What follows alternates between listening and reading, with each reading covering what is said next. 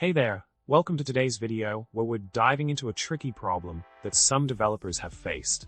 So, the problem at hand involves a code snippet that compiles perfectly in a .NET 6 project, but unexpectedly shows the compile error CS0177 in .NET 8. Quite a head scratcher, right? Especially since things seem to work just fine in the previous version.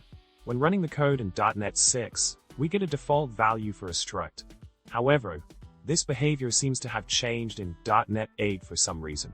Now, let's explore the solution to this puzzling issue. The crux of the matter lies in the reference assemblies in .NET 6, where a certain discrepancy wormed its way into the mix.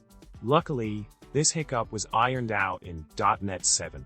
The joys of software development always keeping us on our toes.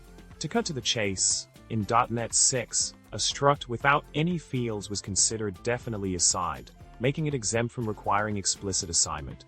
However, the reference assembly for system runtime introduced an unexpected twist. The good news is that this quirk was acknowledged and rectified by including a dummy field in such structs when necessary.